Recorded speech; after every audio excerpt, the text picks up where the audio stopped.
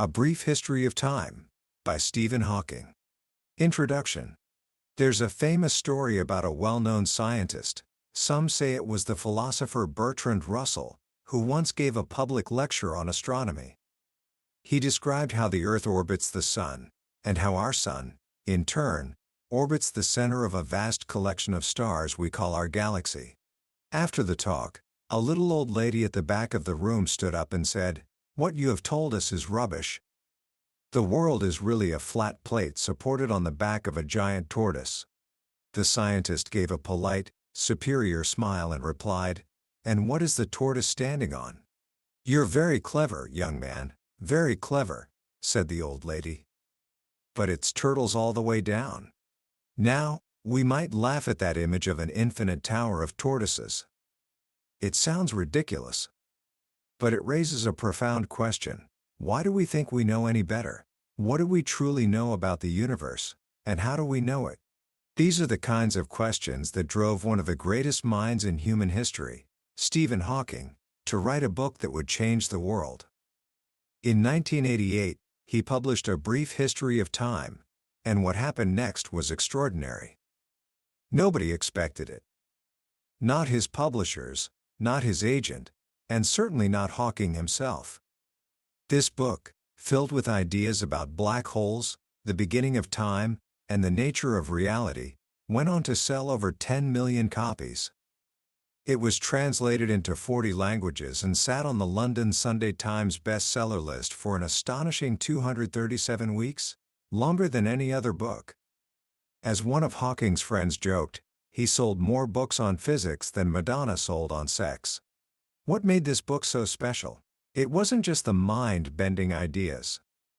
It was the man behind them.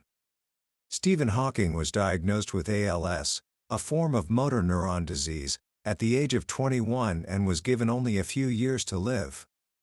But he didn't just survive, he went on to become the most brilliant theoretical physicist since Einstein, doing all his work from a wheelchair, speaking through a computer.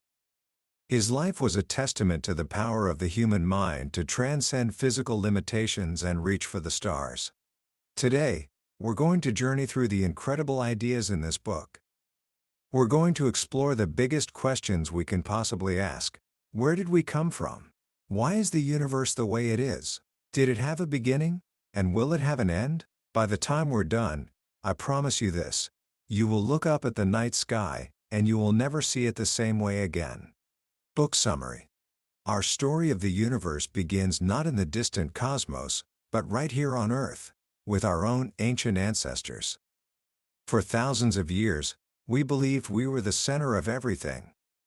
The Greek philosopher Aristotle, a brilliant mind for his time, was certain that the Earth was stationary, and that the sun, the moon, and the planets moved in perfect circles around us. It was a comforting idea. It put humanity at the heart of creation. This picture was refined by another Greek thinker, Ptolemy, into a complete model of the universe. The Earth stood at the center, surrounded by 8 celestial spheres that carried the heavenly bodies. It was a beautiful, ordered system, and it had one other great advantage: it left plenty of room outside the outermost sphere for heaven and hell. The Christian Church adopted this model, and for over 1,000 years, it was the accepted truth. But truth in science is never final. It's always waiting for a braver question. That question came from a Polish priest named Nicholas Copernicus in 1514. He proposed a simpler, more elegant idea. What if the sun was at the center, and the Earth and other planets orbited it? At first, he circulated his model anonymously, perhaps fearing he'd be branded a heretic. For nearly a century, his idea was largely ignored. Then came 2 men who would change everything: the German astronomer Johannes Kepler and the Italian, Galileo Galilei. They began to publicly support the Copernican theory. Kepler refined it, showing that planets moved not in perfect circles, but in elongated circles called ellipses. Suddenly, the predictions matched the observations. The final death blow to the old universe came in 1609. Galileo, using a new invention called the telescope, looked at the planet Jupiter. and he saw something that no one was supposed to see. He found that Jupiter was accompanied by several small moons orbiting it. This was a revelation. It meant that not everything had to orbit the Earth. The old model, with its perfect spheres and Earth-centric view, was shattered. The stage was now set for the greatest scientific mind of his age, Sir Isaac Newton. In 1687, he published what is arguably the most important single work ever published in the physical sciences.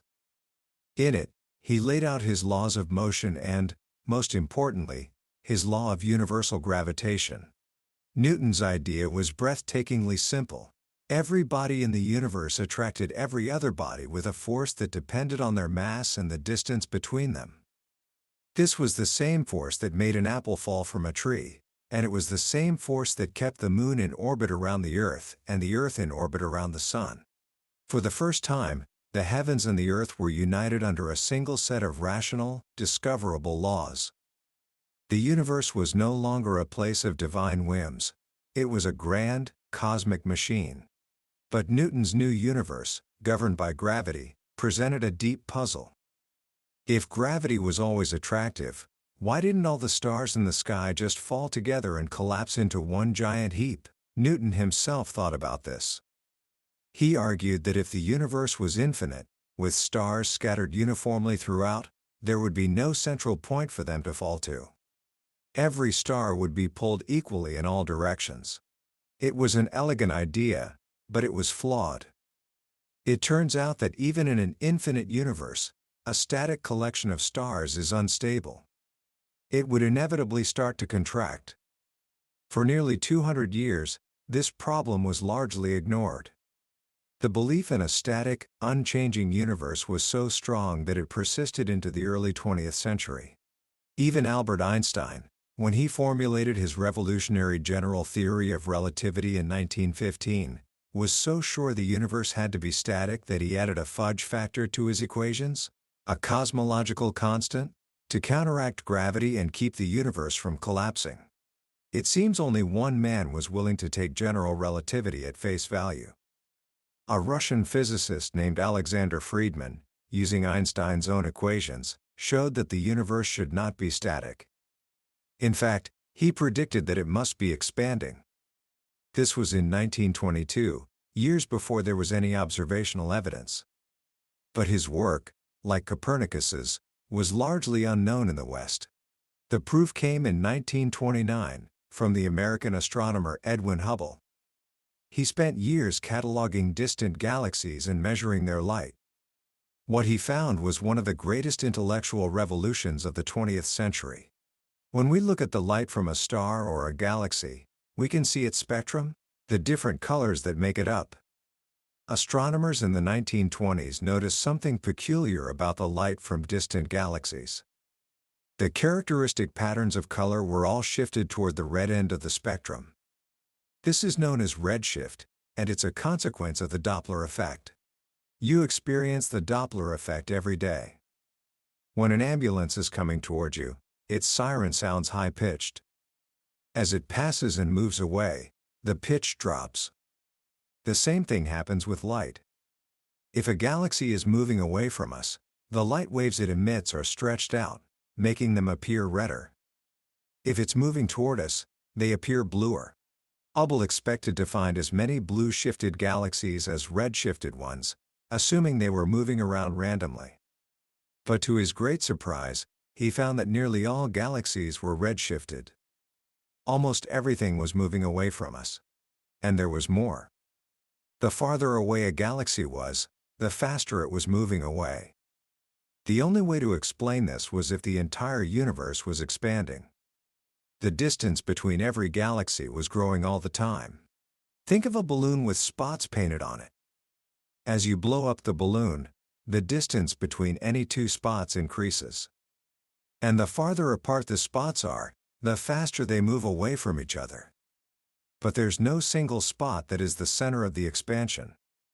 In the same way, the universe is expanding, but it doesn't have a center. Every galaxy is moving away from every other galaxy. This discovery changed everything. If the universe is expanding, It means that in the past, things must have been closer together. If we run the clock backward far enough, there must have been a time when everything in the universe was squeezed into a single, infinitesimally small point. A point of infinite density and infinite temperature. This moment is what we call the Big Bang. The discovery of the Big Bang brought the question of the beginning of the universe into the realm of science. Before, it was a matter for metaphysics or theology. Now, it was a scientific prediction. At that initial moment, all the known laws of science would break down. The very concepts of space and time would lose their meaning. One could say that time itself had a beginning at the Big Bang. This idea wasn't welcomed by everyone. The thought of a beginning smacked of divine intervention. Some scientists tried to find a way around it. The most popular alternative was the steady-state theory, which proposed that as galaxies moved apart, new matter was continuously created in the gaps, so the universe would look the same at all times. But the evidence for the Big Bang was too strong. In 1965, two American physicists, Arnaud Penzias and Robert Wilson, were working with a very sensitive microwave detector. They kept picking up a faint, persistent noise, a hiss that came from every direction in the sky, day and night. They checked everything, even cleaned bird droppings out of their antenna, but the noise wouldn't go away. At the same time, physicists at nearby Princeton University were working on a prediction made years earlier. If the universe began in an incredibly hot, dense state, the glow from that white-hot beginning should still be detectable today. But because the universe has expanded so much, that light would be massively redshifted, all the way down to the microwave part of the spectrum. Penzias and Wilson had accidentally stumbled upon the afterglow of creation, the cosmic microwave background radiation. It was the nail in the coffin for the steady-state theory and a stunning confirmation of the Big Bang model. So, the universe had a beginning. But this beginning was a singularity, a point where our theories fail. General relativity, on its own, predicts its own downfall. This told physicists that to understand the very beginning, they needed something more.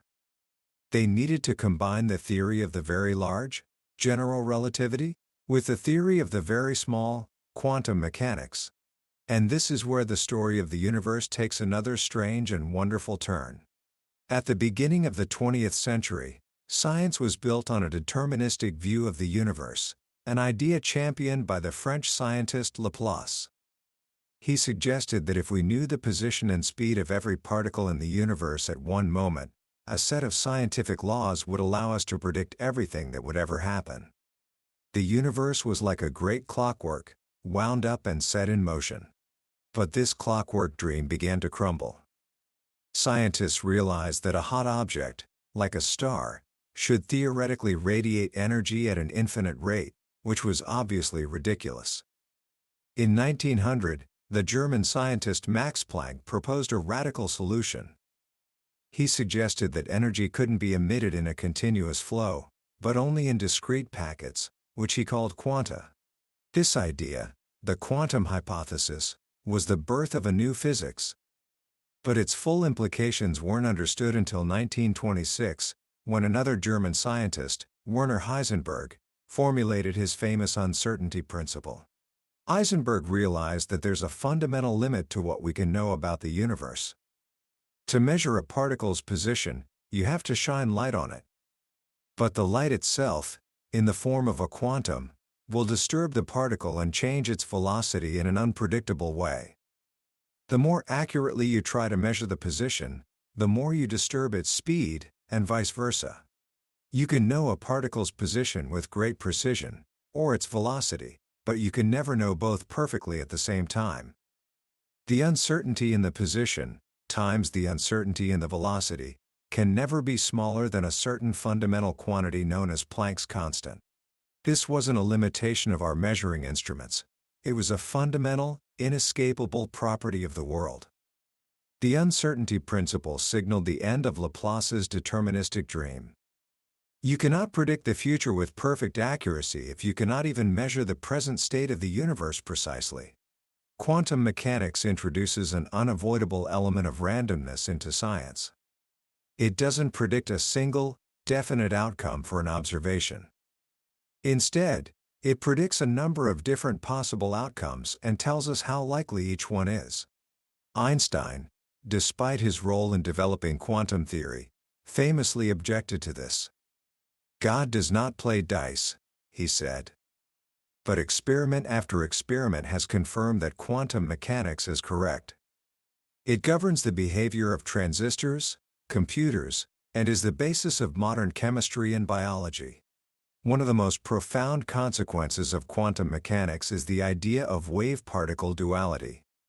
Particles, like electrons, can also behave like waves. They don't have a single, definite position but are smeared out with a certain probability. This leads to a bizarre phenomenon called interference. Imagine a screen with two narrow slits in it. If you shine a light through the slits, you get a pattern of light and dark fringes on a wall behind it. This happens because the light waves passing through each slit interfere with each other, sometimes reinforcing, sometimes canceling each other out. That makes sense for waves. But here's the strange part.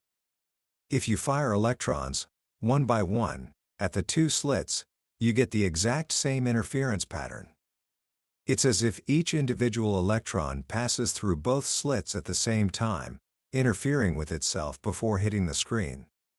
This single experiment captures the fundamental mystery of the quantum world. So now we have two great theories. General relativity, which describes gravity and the large-scale structure of the universe, stars, galaxies, the expansion itself. And quantum mechanics, which describes the three other forces of nature, the strong nuclear force, the weak nuclear force, and electromagnetism, on the smallest of scales. The problem is, these two theories are known to be inconsistent with each other. They cannot both be correct as they stand. General relativity is a classical theory that doesn't incorporate the uncertainty principle. When you try to combine them, you run into absurd infinities. The quest to unite these two pillars of modern physics into a single quantum theory of gravity became the holy grail of theoretical physics, and it was the central focus of Stephen Hawking's life work. And the place where these two theories must meet, where gravity is incredibly strong and scales are incredibly small, is inside a black hole. The idea of a black hole goes back over 200 years. A Cambridge don named John Michell reasoned that a star that was sufficiently massive and compact would have such a strong gravitational field that even light could not escape. It would be a black void in space. But it was only with Einstein's theory of general relativity that we could truly understand what would happen. A star shines by burning nuclear fuel, creating an outward pressure that balances the inward pull of its own gravity. But eventually, the fuel runs out. For a small star, like our Sun, it will cool and shrink into a dense object called a white dwarf, supported against further collapse by quantum forces between its electrons. But what about a much more massive star? In 1928, a young Indian student named Subramanian Chandrasekhar was on a voyage to England. He calculated that there was a limit to how massive a star could be and still support itself as a white dwarf. If a star's core was more than about 1.5 times the mass of our Sun, now known as the Chandrasekhar limit, the repulsion between electrons would not be enough to stop the collapse. Gravity would win. The star would collapse catastrophically. Its gravitational field would become so strong that it would warp space-time around it. The paths of light rays near the star would be bent inward. As the star continued to shrink, a critical point would be reached. The gravitational field at the surface would become so intense that light could no longer escape at all.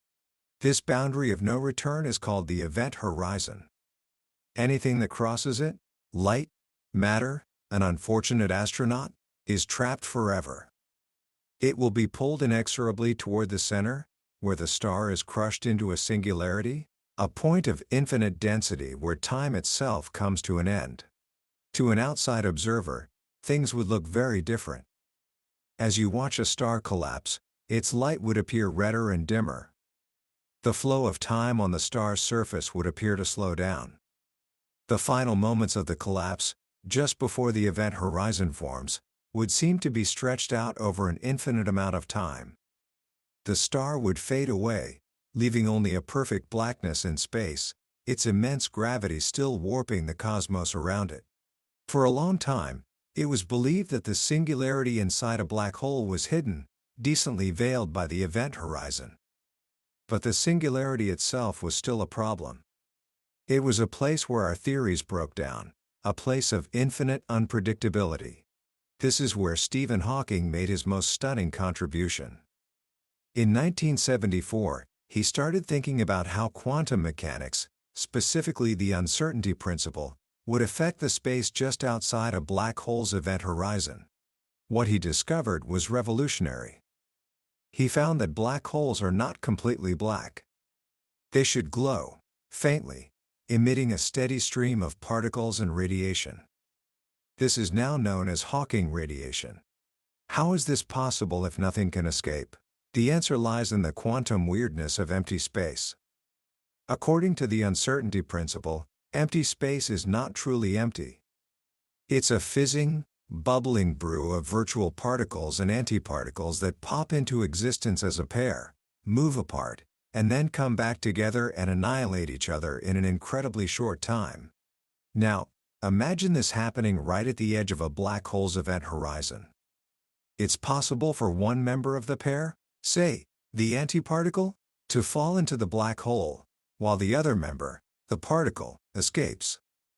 To a distant observer, it would look as if the black hole had just emitted a particle. The particle that fell in had negative energy relative to the escaping particle, so when it enters the black hole, it reduces the black hole's total mass and energy. The result is that the black hole slowly loses mass, shrinks, and radiates energy.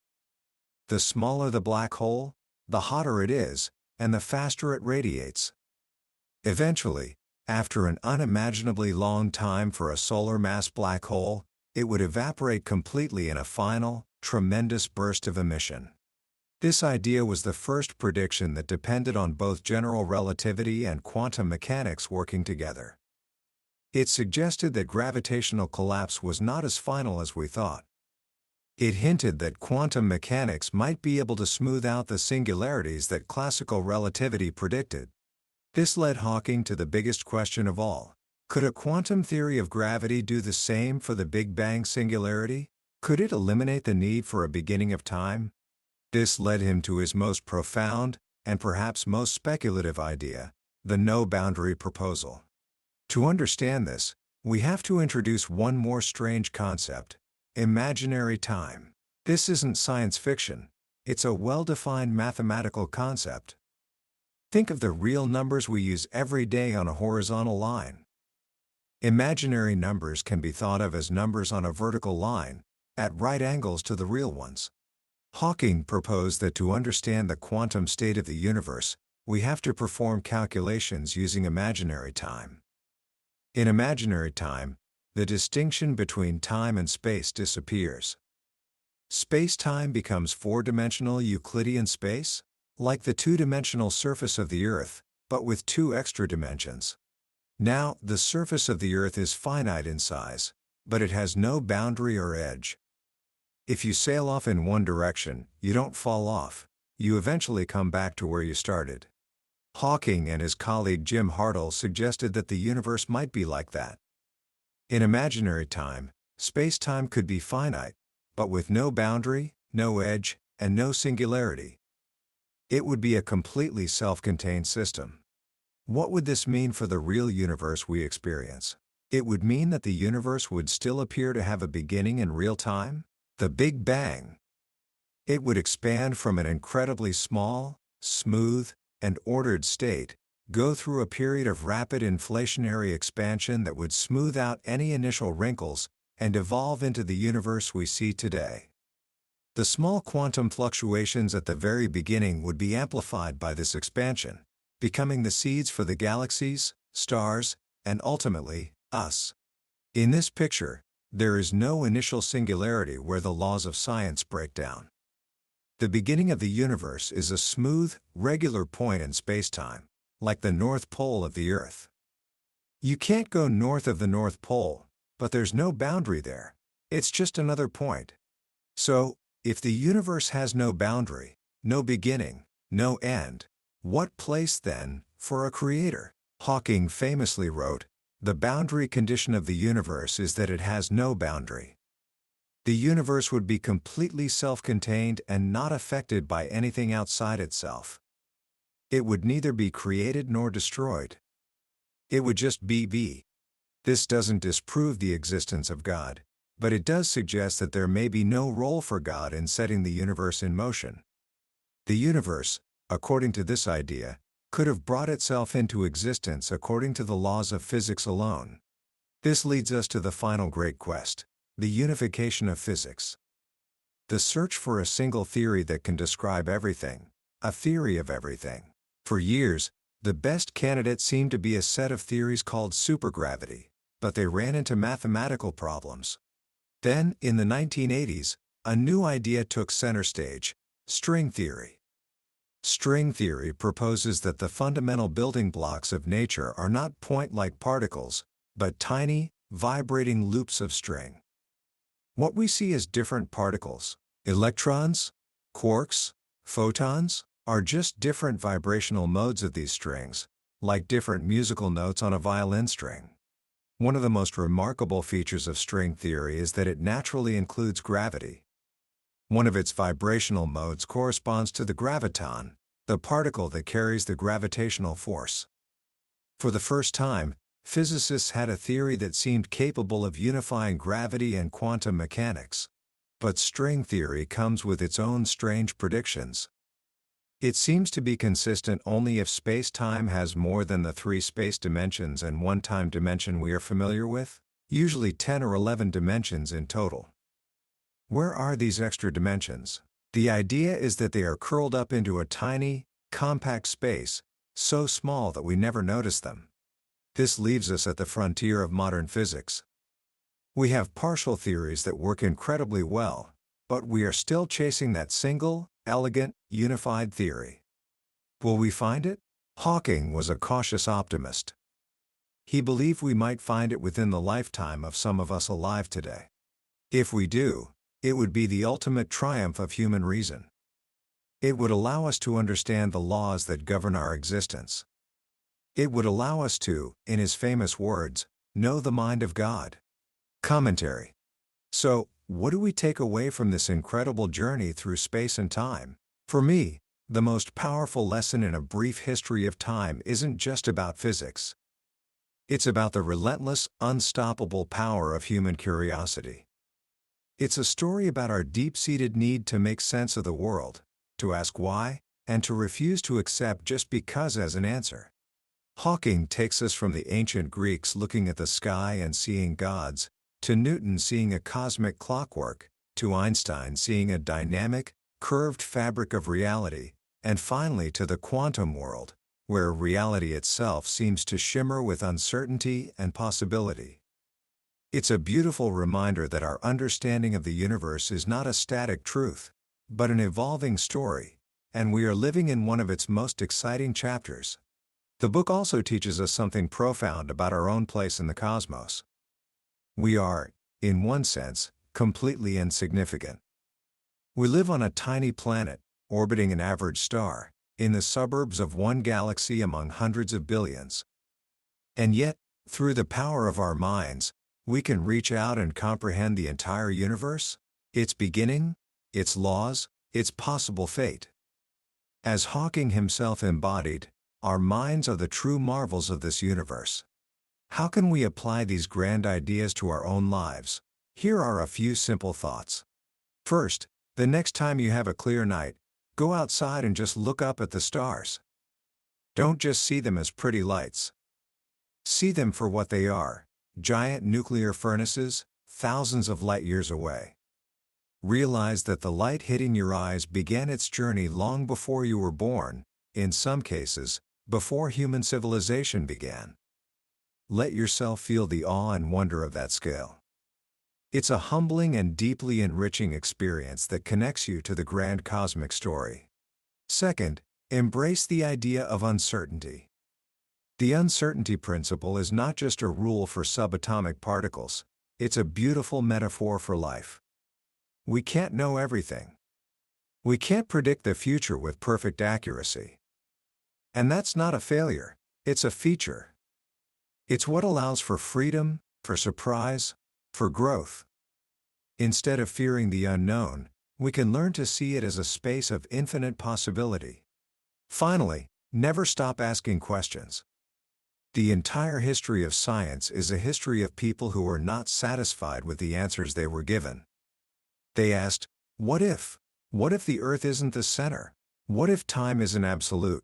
What if black holes aren't black? These are the questions that move humanity forward. In your own life, cultivate that same spirit of curiosity.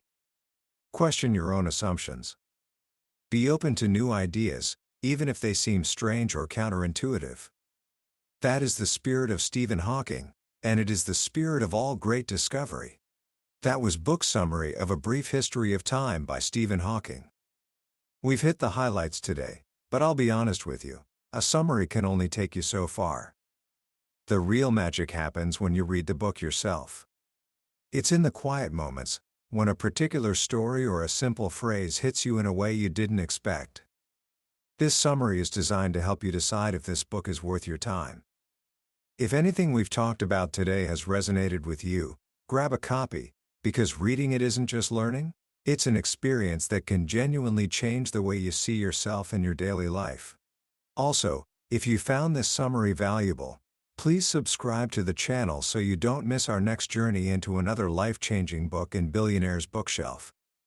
Let's keep growing.